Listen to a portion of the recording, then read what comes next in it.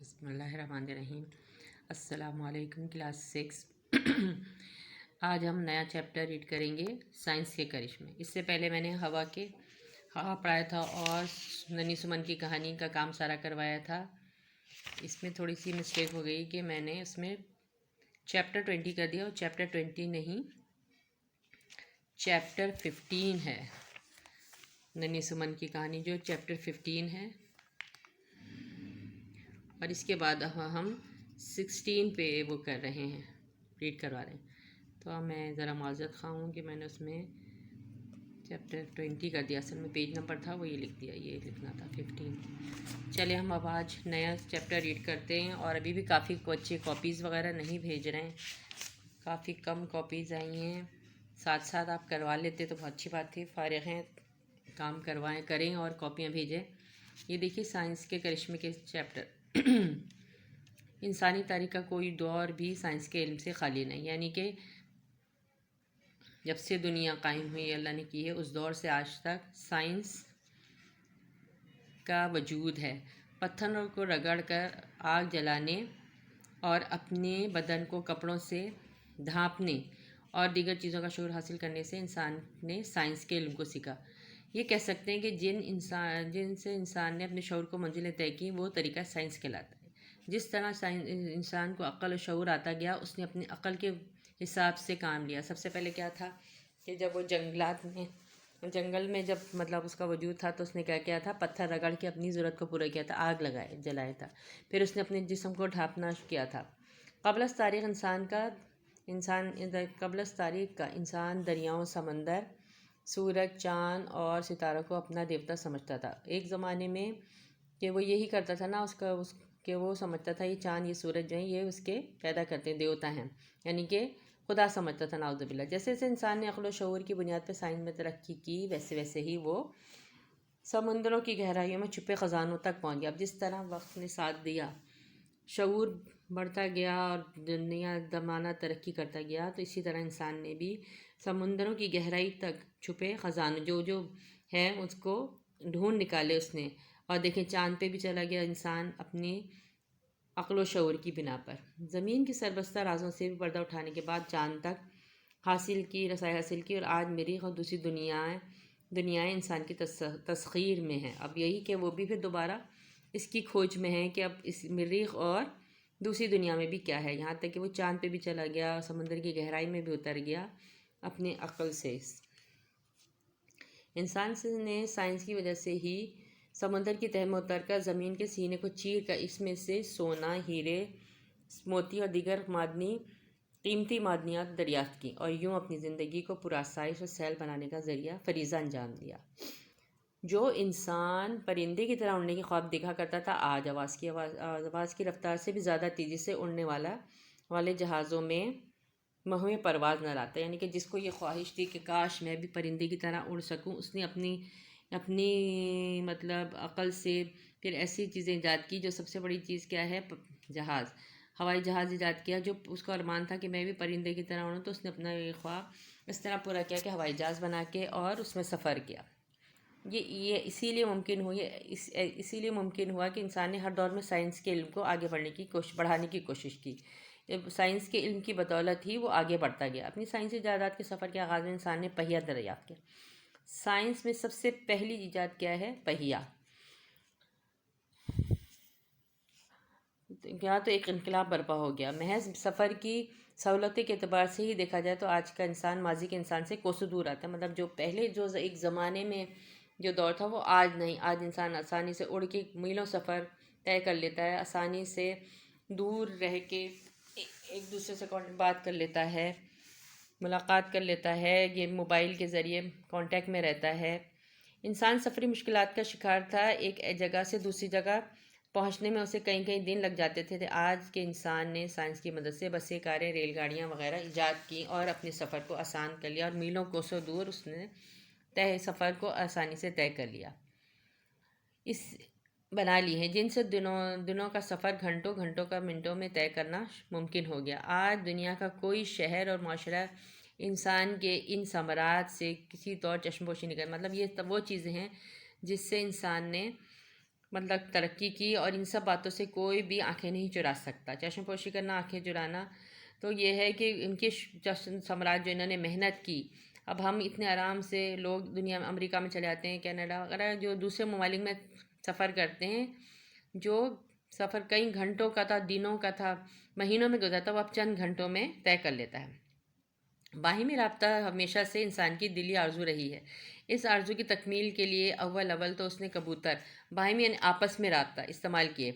دور دراز کے علاقوں تک پیغام رسانی کا کام کافی پیچیدہ تھا۔ اب یہ تھا کہ جب پہلے تو یہ تھا کہ کبوتر کے ذریعے پیغامات دیے جاتے تھے، پھر اس کے بعد ایک ملک سے دوسرے ملک، یا ایک شہر سے دوسرے شہر، یا ایک علاقے سے دوسرے علاقے کے لیے مشکلات کا جاننا تھا۔ پہلے ٹیلی فون آیا، پھر ریڈیو ٹیلی ویژن کے ذریعے ہوا، پھر انٹرنیٹ جیسی سہولیات کہ اس ایجادات کے باعث دنیا کے ایک کونے میں بیٹھا انسان دوسرے کونے میں بیٹھے انسان سے نہ صرف باخبر رہتا ہے، بلکہ اسے بولتا چلتا پھرتا بھی دیکھ سکتا ہے۔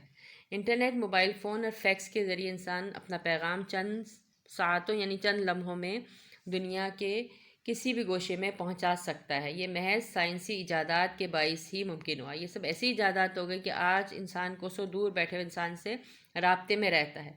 آپ خود ہی دیکھ لیے موبائل کیسی چیز ہے کہ وہ امریکہ، کینیڈا، لندن، ہر جگہ، ایسٹ ویسٹ سب نارتھ، جہاں چاہیں وہ آرام سے اپنے رشتہ داروں یا اپنی کولیگ سے بات کر سکتا ہے۔ سائنسی ایجادات میں ایک اہم ترین ایجاد بجلی بھی ہے۔ واقعی جس طرح پہیہ ایجاد ہوا تھا، اس طرح بجلی نے بھی حیران کن طور پہ ایجاد ایسی ایجاد ہے جس نے دنیا کو حیران کر دیا۔ انسان نے پانی، ہوا، کوئلے، پیٹرول اور دیگر ذرائع سے بجلی پیدا کر کے اپنی صنعتی ضروریات کو پورا کیا۔ انہوں نے کیا پانی کے ذریعے بجلی پیدا کی، ہوا کے ذریعے، کوئلے کے ذریعے اور پیٹرول کے ذریعے، اور یہ سب چیزیں ایسی ہیں کہ جس سے صنعت جو ہمارا انڈسٹریل ایریا جو ہے وہ ایکٹیو ہو گیا۔ اس کے ساتھ ساتھ بہت سے آلات بھی بجلی کے مرہون میں ملاتے ہیں، اور بہت سی ایسی چیزیں جو بجلی کے بغیر نہیں چلائی جا سکتی۔ مرہون میں مدت یعنی کہ اس کے بغیر کام نہیں کر سکتی، اسے زیر احسان ہے۔ ان آلات کے استعمال کی وجہ سے انسانی زندگی مزید سہل اور پر آسائش ہو گئی ہے۔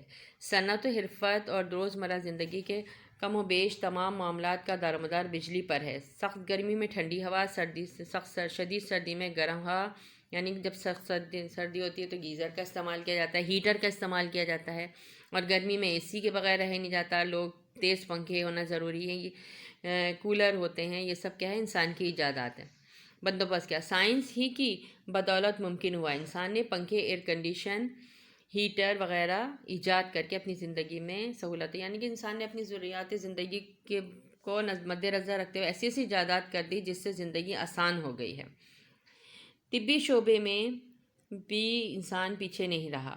طبی یعنی کہ میڈیکل لائن میں سائنسی تحقیقات کے باعث ایسی مشینیں اور ادویات بن چکی ہیں، دوائیوں کی جمع ادویات ہیں، جنہوں نے انسانی زندگی کو لاحق خطرات کو کم سے کم، اب ایسی ایجادات ہو گئی ہیں کہ جیسے وینٹیلیٹر ہیں، اتنے آرام سے ایکس رے مشین وغیرہ ہیں کہ انسان جو ہے اس کی مدد سے مرض کی تشخیص کر لیتا ہے کہ کیا ہے۔